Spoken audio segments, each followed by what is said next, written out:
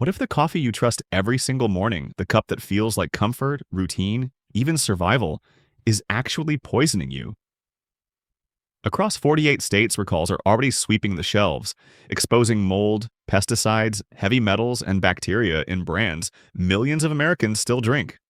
Seniors on fixed incomes and working families scraping by are the ones paying the highest price. The truth is, every sip could be a gamble with your kidneys, your heart, even your life. And the worst part? The companies selling it to you already know. Number 1. Starbucks. For millions of Americans, Starbucks isn't just coffee, it's ritual. That paper cup with the green siren is supposed to mean safety, consistency, and a small piece of control in a world unraveling. Seniors cling to it because it feels like a shield against chaos. Working families scrape together a few dollars because it promises a moment of normalcy before another grueling day. But here's the bitter truth. That cup doesn't protect you. It betrays you. And in 2025, the illusion is cracking faster than ever. The first betrayal comes in the form of chemicals hidden in plain sight. California courts exposed Starbucks coffee for containing acrylamide, an industrial byproduct created during roasting, at levels 4 times higher than state safety guidelines. Acrylamide isn't a minor nuisance. It's been tied to nerve damage, cancer, and long-term disorders that erode the very health seniors and stressed workers can't afford to lose. Yet no warnings ever appeared on the cups. Starbucks leaned on loopholes, staying silent while customers drank toxins with their muffins. That's not comfort, it's chemical roulette. Then comes the ethical rot behind the glossy marketing. Starbucks floods commercials with images of smiling farmers and lush hillsides, but reports from Brazil, Guatemala, and Ethiopia tell a darker story. Child workers bent over crops sprayed with pesticides long banned in Europe. Internal memos showed executives were warned, but they did nothing. Instead, they poured billions into branding campaigns, convincing Americans they were supporting fair trade when in reality, they were subsidizing exploitation. Even the innovations have backfired. In 2023, the much-hyped olive oil-infused Oleato line was marketed as heart-healthy. Within 6 months, over 370 incident reports surfaced of nausea, diarrhea, and cramps. Baristas joked it was a colon cleanse. Seniors on medications weren't laughing as they ended up in hospital beds. And Starbucks' reaction? Quietly shuffle it off the menu. No apology, no recall. Just a cover-up buried under froth. The hidden risks keep piling up. Toxicology reviews flagged sucralose, the sweetener in their sugar-free syrups, for disrupting insulin sensitivity and gut health. Lab tests showed their matcha was stretched with cornstarch and food dye, diluting quality while padding profits. Even their almond milk lattes carried oxalate levels high enough to aggravate kidney problems. One hazard after another, ignored or minimized until the evidence became undeniable. And yet millions keep lining up, whispering to themselves, "Just one more cup won't hurt." That resignation is exactly what Starbucks banks on. They profit off your trust, your routine, your belief that big brands wouldn't risk poisoning their customers. But the recalls already sweeping 48 states prove otherwise. The collapse isn't coming, it's here. Regulators stay quiet, executives keep cashing bonuses. Meanwhile, the seniors and workers most dependent on affordable comfort are swallowing health risks they can't afford. It doesn't have to be this way. Local roasters like Counterculture Coffee openly publish pesticide tests. Dean's Beans refuses child labor and backs it with certification. Even brewing at home with a simple press means less risk, less cost, and more control. Starbucks may still hand you a cup with your name, but the only name it deserves today is deception. And if you don't cut ties now, you may discover too late that the cup you trusted was silently cutting years off your life. Number 2. Dunkin'. For millions of Americans, Dunkin' isn't just coffee, it's survival fuel. That orange and pink logo has become shorthand for speed, affordability, and familiarity. Seniors on fixed incomes, shift workers clocking out at dawn, families stretching dollars, all depend on that cheap $1.79 cup to keep going. Dunkin' markets itself as comfort in a paper cup. But beneath the cheerful branding lies something darker. Mold, toxins, lead, and a betrayal that hits the very people who can least afford another blow. The rot starts in the supply chain and storage. In late 2024, Food Integrity Watch flagged more than 160 Dunkin' locations across 13 states for storing pre-ground beans in damp, poorly ventilated closets. Weeks-old stock sat in mold-prone conditions, creating the perfect breeding ground for ochratoxin A fungal toxin linked to kidney failure and memory decline. For seniors already battling high blood pressure or dementia, every sip became another step closer to the hospital. The FDA inspected some stores, issued quiet corrective actions, but never told the public. How many kidneys scarred?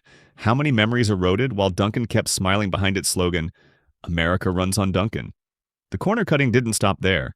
A whistleblower in Queens recorded workers reusing filters up to 8 times and mixing stale coffee into fresh brews to cut costs. The footage went viral, but Dunkin' corporate dismissed it as isolated. Yet leaked supplier audits showed 23 other stores failed hygiene checks in the same quarter.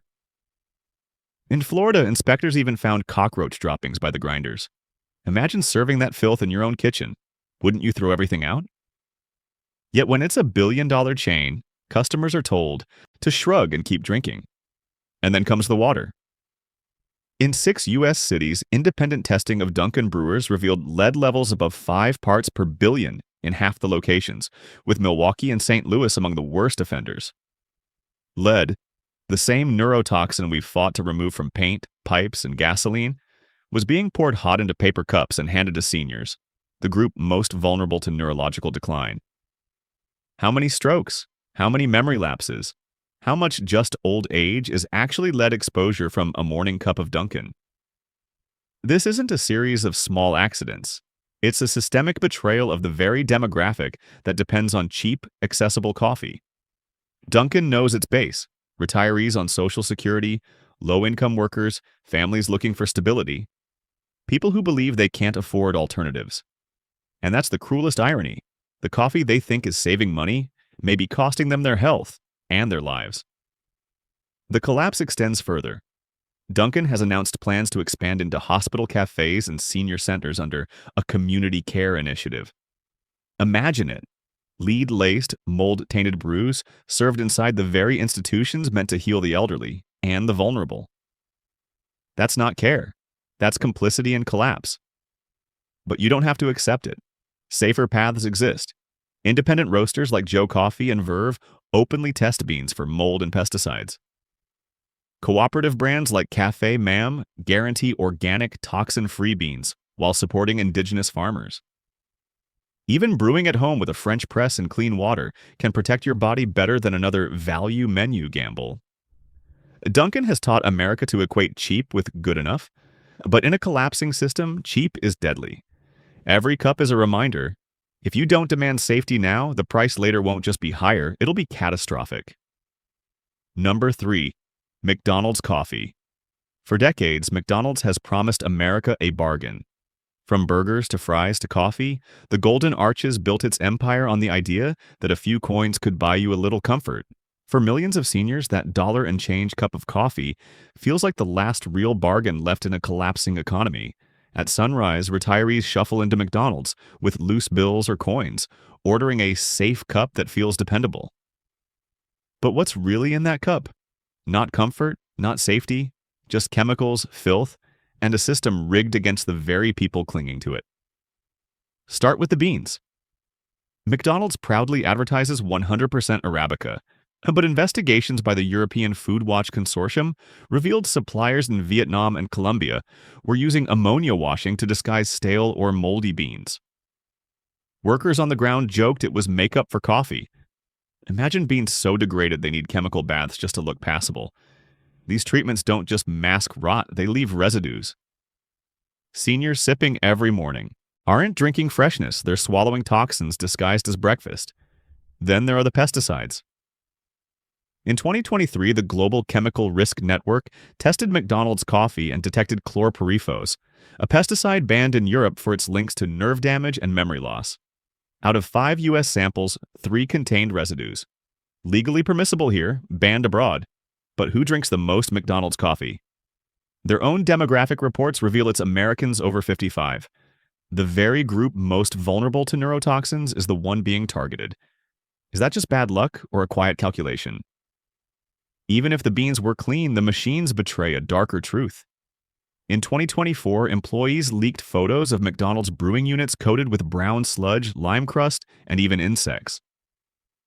Over 220 stores across 12 states were named in a class action lawsuit alleging bacterial contamination. Thousands of customers unknowingly drank from machines that would have been condemned if found in private kitchens. For a healthy adult, that's gross. For an older person with a weakened immune system, it's a direct threat to survival. The water supply adds insult to injury. Many McDonald's franchises connect brewers directly to municipal pipes without filtration. In aging towns across the Midwest and South, those pipes still carry dangerous lead. In Flint, Michigan, consumer tests found McDonald's coffee with lead concentrations of 8.3 parts per billion, 5 times higher than Starbucks or Panera in the same city. How many seniors already chalk up brain fog or high blood pressure to just aging, when it may be lead from their so-called safe cup of coffee? And the worst is yet to come. McDonald's recently announced a global partnership with FNC Trading to slash coffee costs by 12% in 2025. The catch? FNC is notorious for supplying low-grade, defect-riddled beans from Honduras and Sumatra, beans no European watchdog would ever allow through customs. What does that mean for American consumers? More chemical washes, more hidden pesticides, more recalls brushed under the rug. The next scandal isn't if, it's when. It doesn't have to be this way. Brands like Better Buzz in California test their water weekly. Kicking Horse in Canada rejects chlorpyrifos entirely, while Equal Exchange imports beans tested for toxins and grown under fair trade conditions. Even brewing organic beans at home with a basic drip machine offers more safety than the false bargain of a $1 cup. McDonald's coffee is marketed as the last affordable comfort, but the real cost is paid in hospital bills, medications, and years shaved off lives. In a collapsing economy, it's not a bargain, it's a trap. Number 4. Death Wish Coffee. Death Wish Coffee built its brand on rebellion. It wasn't just coffee, it was a dare. Marketed as the world's strongest brew, it promised raw power in every sip, the kind of caffeine jolt that could carry truckers through midnight highways or retirees through sleepless nights. For under $3 a can, people thought they were buying strength. But the truth is darker. Death Wish isn't delivering energy, it's selling risk, and in some cases, poison. The danger became clear in 2017 when the FDA forced a nationwide recall of Death Wish Nitro Cold Brew. Tests revealed a very real threat of botulinum toxin contamination. This isn't just another lab chemical, it's one of the most lethal substances on Earth. A few micrograms can paralyze lungs, stop hearts, and kill within hours. The recall confirmed what experts warned all along. Death Wish skipped critical sterilization steps in production to cut costs. The same oxygen-free, low-acid environment that gave their drinks a smooth feel was also the perfect breeding ground for deadly bacteria. Consumers weren't just sipping coffee, they were gambling with their lives. The risk didn't vanish after that scandal. By 2023, watchdog groups documented at least 112 ER visits tied directly to extreme caffeine products, with Death Wish topping the list. Some servings contain 470 milligrams of caffeine, 5 times more than an energy drink. One Florida retiree collapsed at a community center when her pacemaker failed under the strain. Her story hit local news briefly, then disappeared. How many other incidents never made the headlines, brushed aside as just age instead of corporate recklessness? The company frames this as edgy marketing. But is there anything edgy about selling seniors and workers a product that can literally stop their hearts? When the demographic most likely to buy it, truck drivers, night shift workers, older Americans desperate for alertness, is also the most vulnerable, the slogan, Death Wish, sounds less like a joke and more like prophecy. The betrayal runs deeper. Death Wish's marketing plays into collapse psychology. In an economy where rest feels impossible, where workers are stretched thin and retirees can't afford to slow down, the promise of more energy now feels irresistible. But what they're really buying isn't survival, it's self-destruction, disguised in skulls and edgy slogans. The brand profits off exhaustion while ignoring the hospital bills it fuels. And the future? It looks even more dangerous. As climate change stresses crops, caffeine levels in beans naturally rise. Producers chasing the strongest coffee will push limits even further, risking more overdoses, more recalls, and possibly more deaths. Will regulators finally step in after another scandal? Or will Death Wish keep rolling the dice until tragedy forces the truth into the open? There are better ways to get strength without swallowing poison. Biohazard Coffee also markets high caffeine but tests every batch for microbes. 4-Sigmatic blends adaptogenic mushrooms to steady caffeine spikes and protect the immune system. Even brewing organic dark roasts at home delivers bold flavor without gambling on toxins. Strength doesn't have to mean suicide. Death Wish brags about rebellion, but what's more rebellious? Being another crash test dummy for their marketing or rejecting their poison entirely.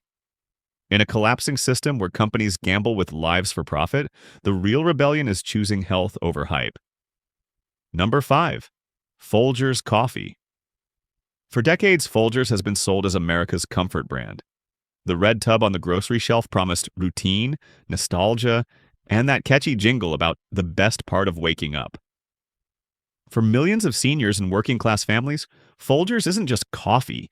It's routine, safety, and affordability. Cheap, familiar, always on sale at Walmart. But beneath that warm, fuzzy image lies a brutal truth. Folgers has quietly become one of the most toxic coffees in America. The betrayal starts with heavy metals. A 2021 Clean Label Project study tested 147 coffee products. Folgers ranked among the worst offenders, with measurable levels of lead and cadmium. Cadmium alone is directly tied to kidney decline and brittle bones, issues already plaguing millions of older Americans. A single brewed cup of their classic roast carried cadmium near California's Prop 65 daily safety limit. Think about that. Seniors trying to stretch dollars on a bargain brand may actually be pouring poison into their kidneys every morning, and it doesn't stop there.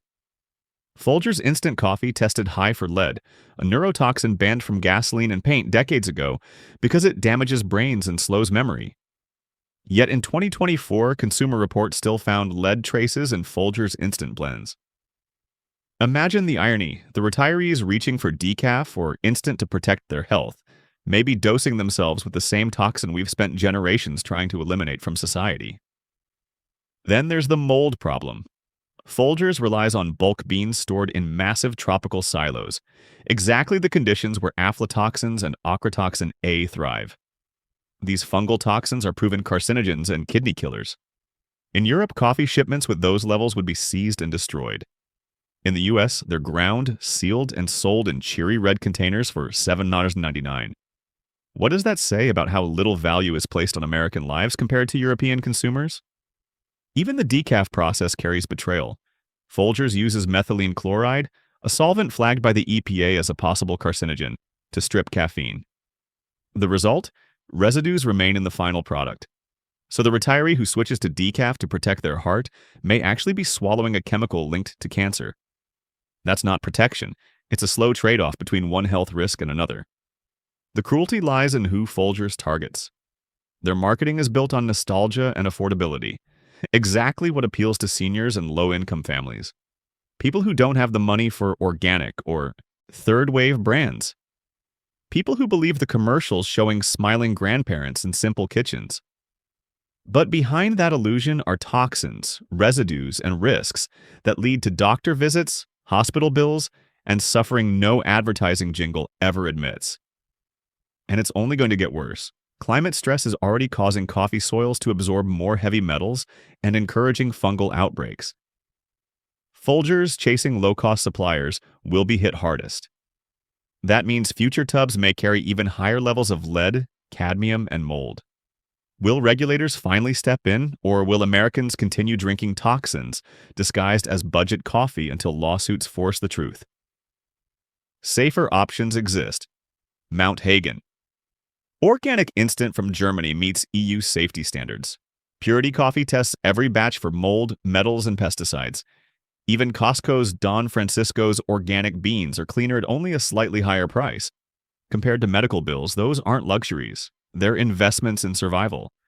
Folgers sells nostalgia, but what's really in the cup is betrayal. The question isn't whether you can afford better coffee, it's whether you can afford the hospital bills that come from sticking with the cheapest poison on the shelf. Number 6. Black Rifle Coffee. Black Rifle Coffee built its empire not just on beans, but on patriotism. Wrapped in flags, rifles, and slogans about freedom, it promised working-class Americans, especially veterans, that every sip was loyalty in a cup. To many retirees, buying Black Rifle wasn't just about caffeine, it was about supporting service. But behind the camouflage branding is a darker brew: toxic residues, false promises, and betrayal of the very people the company claims to honor. Start with the chemicals in the beans. Independent lab tests in 2023 revealed residues of paraquat and glyphosate in Black Rifle's bulk lines. Paraquat is so dangerous that even small exposures have been linked to Parkinson's disease, a condition already devastating millions of seniors. Glyphosate, the chemical at the center of billion-dollar cancer lawsuits, was present in levels that Europe would never allow past customs. In the US, roasted, bagged, and proudly sold under the Black Rifle logo with no warning, no recalls, no accountability. The very Americans most vulnerable to neurological decline, older veterans and retirees, are being quietly poisoned. Then there are the lies in the branding. In 2024, a class action lawsuit accused Black Rifle of advertising certain blends as single origin when they were actually mixed from 3 or more countries, including plantations tied to forced migrant labor. Imagine that, a company marketing itself as veteran-first and patriotic, while profiting off the backs of exploited foreign workers. For a generation raised on honesty and hard work, discovering their freedom coffee was actually global exploitation, dressed up in red, white, and blue, feels like the cruelest kind of fraud. The health risks don't end with pesticides.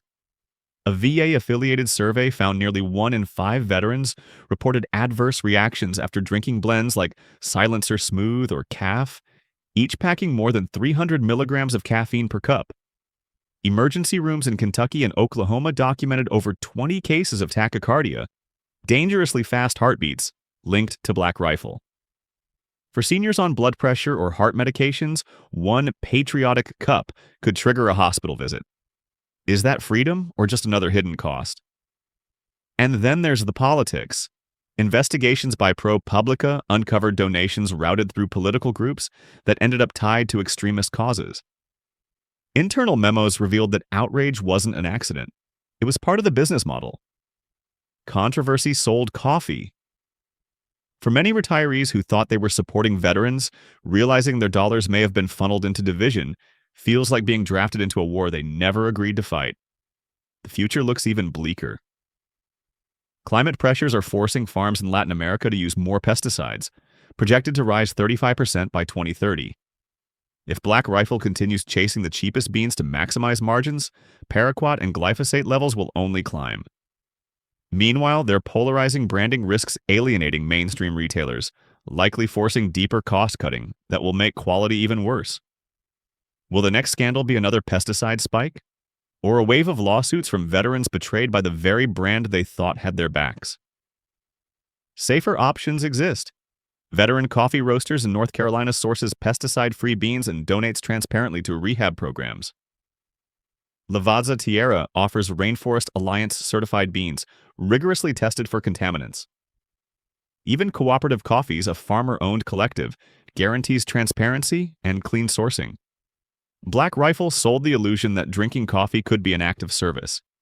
But when that cup hides toxins, exploitation, and lies, the only thing being served is betrayal. Number 7. Starbucks coffee. For millions of Americans, Starbucks isn't just coffee, it's a ritual. That green siren logo whispers consistency. The paper cup feels like a shield against chaos. For seniors balancing pills and pensions, or for working families scrambling through a collapsing economy, that small daily latte feels like certainty in uncertain times. But what if that ritual is actually betrayal? What if Starbucks' comfort is slowly eroding health, dignity, and trust, while executives quietly cash in? The first warning came years ago in a California courtroom. Tests revealed acrylamide, an industrial chemical byproduct, in Starbucks coffee at levels up to 4 times higher than state safety limits. Acrylamide isn't harmless, it's been tied to cancer and nerve damage. Yet Starbucks fought to bury the warning. No label, no disclosure, no apology. How is that any different from selling umbrellas that leak when it rains? Millions drank their daily latte unaware they were swallowing a carcinogen, and the scandals didn't end there. Investigations into their supply chains painted a darker picture.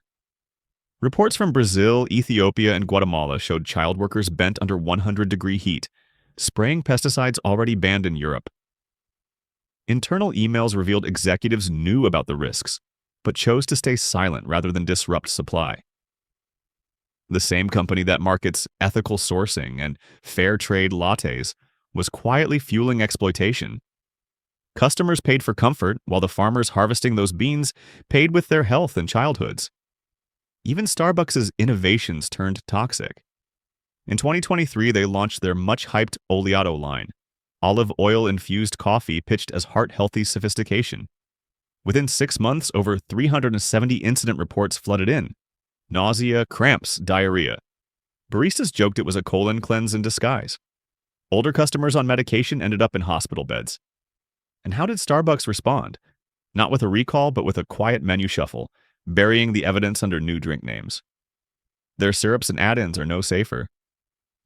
A 2024 toxicology review flagged sucralose, the sweetener in Starbucks sugar-free pumps, for altering gut bacteria and impairing insulin response. Their matcha powder, bulked out with cornstarch and food dyes. Even their almond milk carries dangerously high oxalates, which can worsen kidney problems, especially for seniors. Layer after layer, the comfort Starbucks sells is really chemical roulette. Yet millions keep lining up whispering, just one more won't hurt.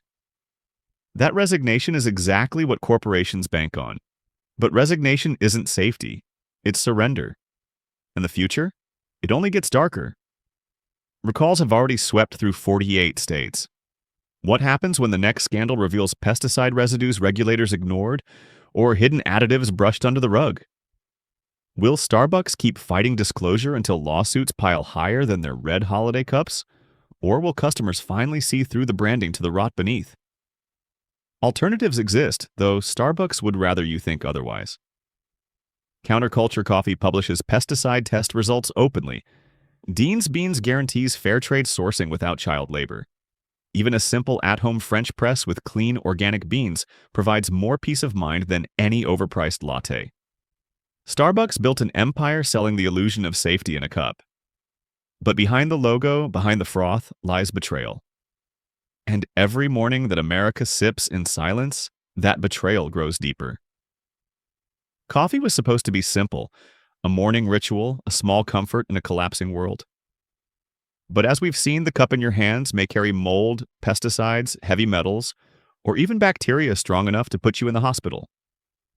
From Starbucks to Folgers, the brands we trusted have turned routine into risk. The good news? You still have a choice. Safer roasters, clean beans, and brewing at home can protect your health and your wallet. Don't gamble with poison in a paper cup. Prepare wisely, act today, and take back control of your mornings.